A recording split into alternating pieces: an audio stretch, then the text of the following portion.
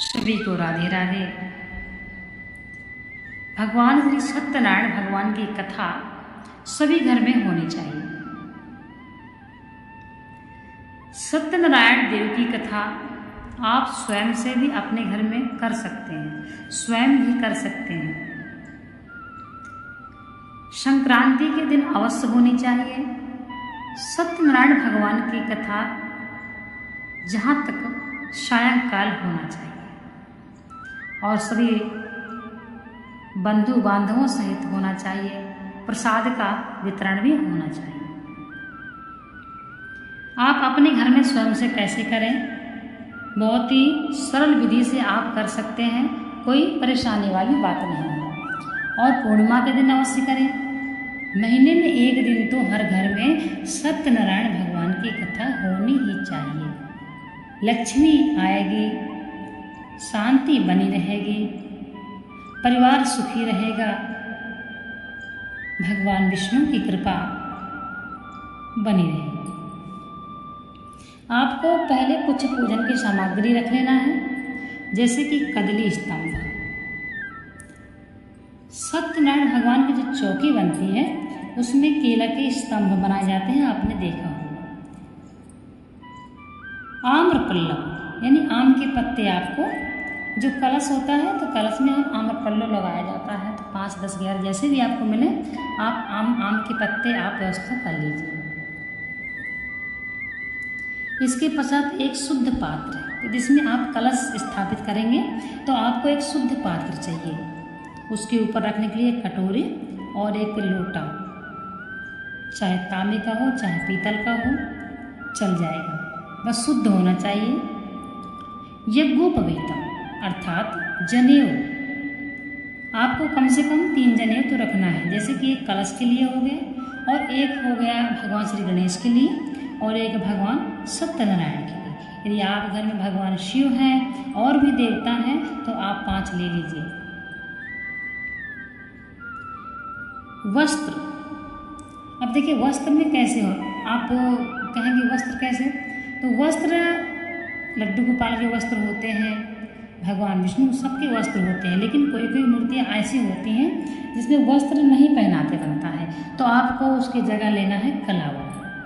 कलावा भगवान पे थोड़ा थोड़ा आप तोड़ तोड़ के रख लीजिए, वो चढ़ाते हैं।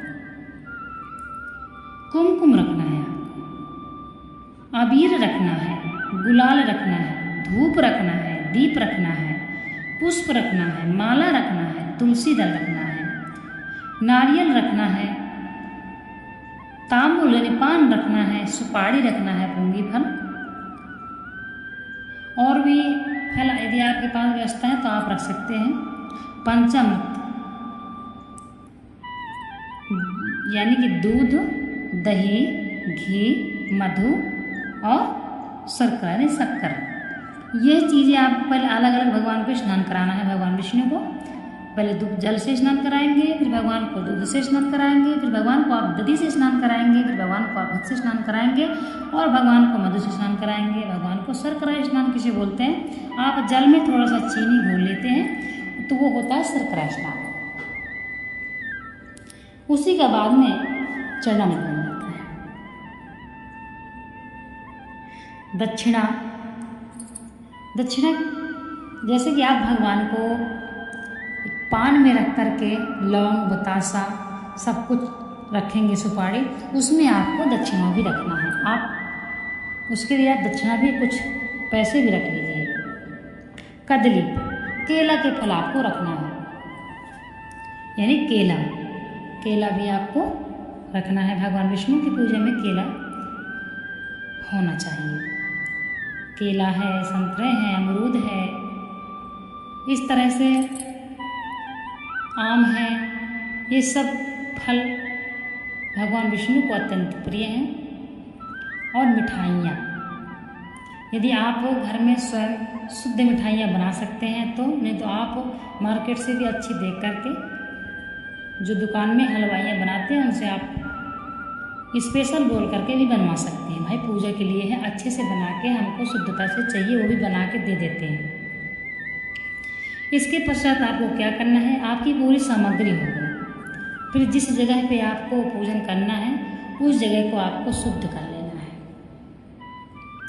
इसके पश्चात आपको एक चौकी लेनी है। चौकी में क्या करना है, आपको एक पीला कपड़ा, पीला नहीं तो लाल भी चलेगा, लाल या पीला कपड़ा आप चौकी में बिछा के और अच्छा सूत्र से लपेट देंगे तो कपड़ा उसमें सेट हो जाता है। बिछा दिया। इसके पश्चात आपको केला के 4 स्तंभ, छोटे छोटे स्तंभ बनाते हैं केला के पत्ते के, आप वह रख लीजिए।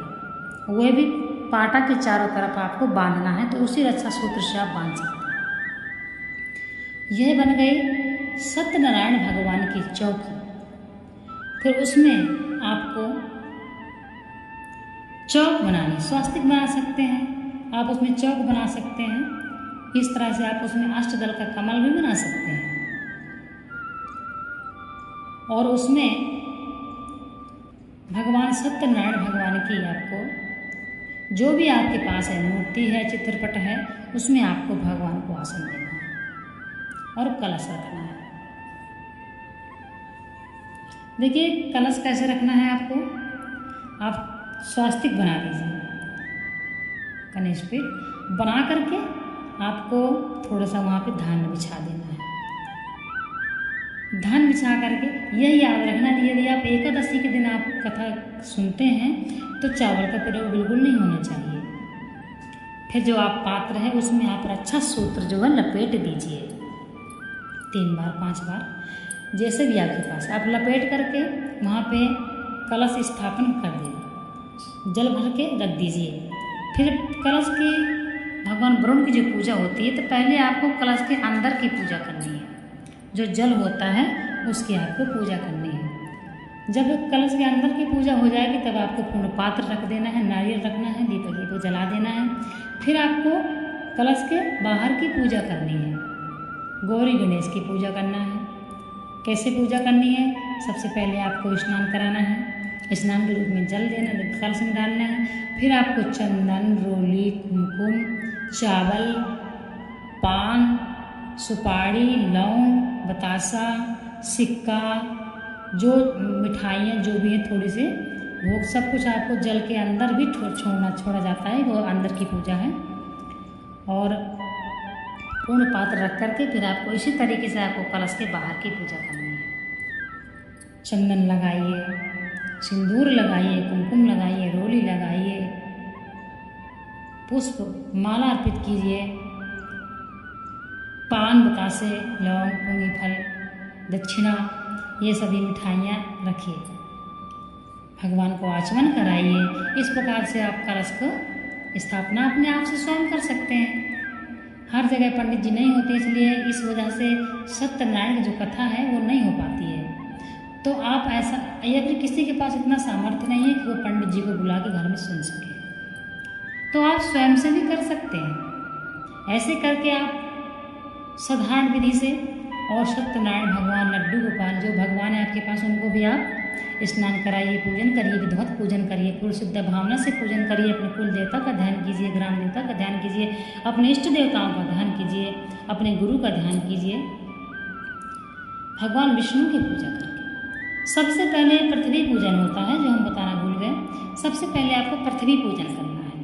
पृथ्वी में थोड़ा जल छोड़िए, उसमें आप सिंदूर लगाइए, पृथ्वी में आप पुष्प अर्पित कीजिए, उसमें आप पान बतासा जो आप बनाते हैं, पान बतासा, लौंग, इलायची और थोड़ी मिठाई या सिक्का, वो रख करके आप पृथ्वी में रख के पृथ्वी माता से आज्ञा लीजिए, प्रणाम कीजिए। इसके पश्चात आपको कलश, गौरी गणेश पूजा, भगवान की पूजा, यदि आप नवग्रह बनाना चाहते हैं तो आप नवग्रह की पूजा भी कर सकते हैं। इस तरह से आपको सत्यनारायण भगवान की पूजा करना है। यदि आपके पास सामर्थ्य है तो आप पूर्णमासी जब आती है महीने में एक बार, तो आप सुन सकते हैं। पूर्णमासी को आप अवश्य अपने घर में सुनिए। यकीन मानिए, जिस घर में श्री सत्यनारायण देव की पूजा होती है उस घर में कभी भी कमी नहीं रहती है। इसलिए हर घर में सत्यनारायण भगवान के व्रत की कथा होनी चाहिए, पूजन होना चाहिए, कीर्तन होना चाहिए, जागरण होना चाहिए। ये हिंदू धर्म में अवश्य, ये बहुत जरूरी है। जब आप करेंगे, आप 4 लोगों को बुलाएंगे अपने घर में, तो 4 लोग भी देखेंगे, जो नहीं करते होंगे वह भी देखेंगे। और वह भी करेंगे।